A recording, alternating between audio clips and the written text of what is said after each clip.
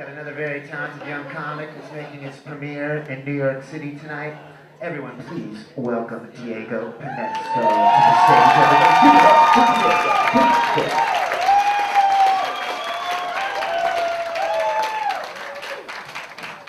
All right. How's everybody doing tonight? Good? It's excited to be in New York City. I love this city. It's amazing. Especially the women here. The women here are unbelievable. It's impossible to walk around the city and not feel ugly at least once. It's impossible. You gotta come here with an open mind though, because you see some weird crap. Like I remember the one time we were on the subway, I was with my buddies, and we were on the subway on the way to Brooklyn. And there was a sign on the subway and it said, like, if you ever feel harassed on the train, tell somebody, tell a cop or an MTA employee or somebody. And I'm like, okay, that's a pretty legit thing to say, you know?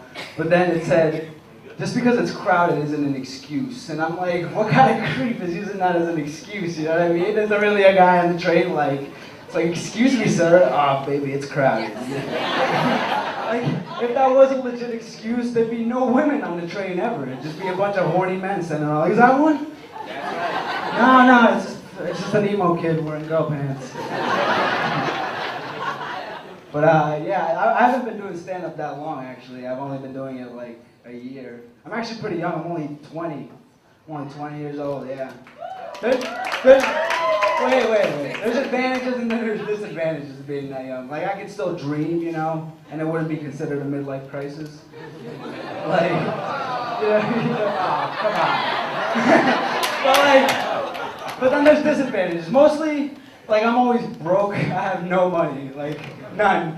And with women, it's the worst because, like, I can talk to a woman who's over 21, but, like, it always gets to that point, like, we should go to a bar sometime. I'm not allowed. You know, like, I was gonna think of some bullshit excuse, you know, like, oh, we should go, I know this great bar, like, I got into a fight at that bar, and I can't. Well, we could just go to another bar. I fight at every bar I go to. I mean, we could go to Dave & Buster's, but they have a really good deal. You buy a $20 game card, and you don't get laid that night. It's fucking awesome. I'm actually Colombian. I was born. Yeah, it's Colombian in the corner. Yeah, it's kind of annoying being Colombian in this country though, because as soon as somebody finds out I'm Colombian, they always go to the cocaine thing. As soon as they find, it's like such a weird thing to ask somebody like that you just met. Like, I have a problem asking somebody the time that I don't know. I don't know their drug habits. You know what I mean? It's got to the point where I'm just going to carry around like a little bag of powdered sugar or something and just whip it out on them just to freak them out. Like, oh yeah, cocaine. It's like, wow, you want some? It's like, there's a cop right there. It's like, don't worry about it. He's on my payroll. I got it under control. And it's annoying growing up Colombian, especially in this country, because my mom doesn't really understand American culture. She doesn't really get it. And when I was little, it was literally first grade.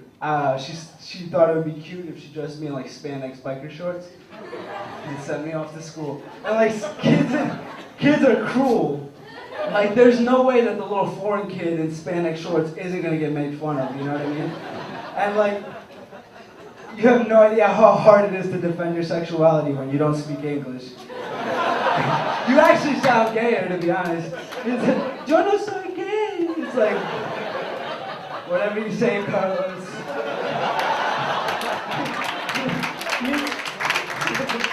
It's like, mi nombre is Diego. What? Your boyfriend's Diego? Get away from me. Right now. I couldn't wear my Gap sweater anymore because Gap stands for gay and proud. Kids are clever with it. I had to leave that one on the bus. But I love my mom. It's kind of like mandatory to love your mom, isn't it? Like, but like, even though she punched me in the face once, I'll never forget that. I got loud with her the one time, and like I was in that range, and she just punched me in the face. I had no idea. 20 years I've been living with De La Hoya in the house the whole time. She just went for it, and she was like proud of it too. I didn't know my mom was gangster like that.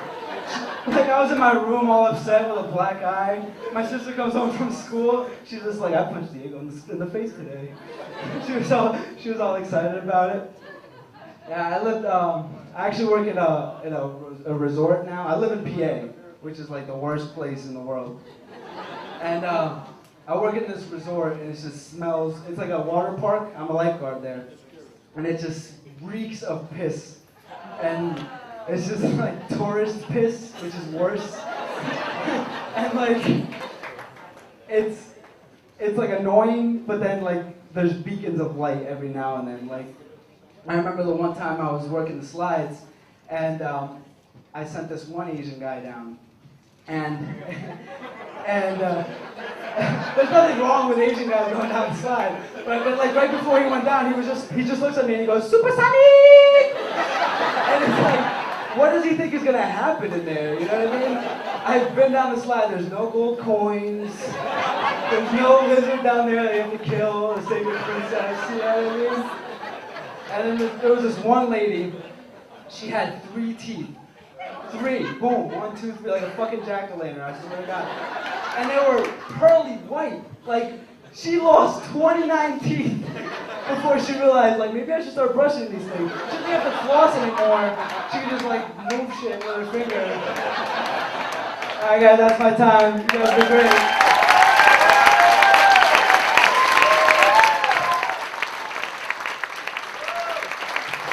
Keep it going, Diego.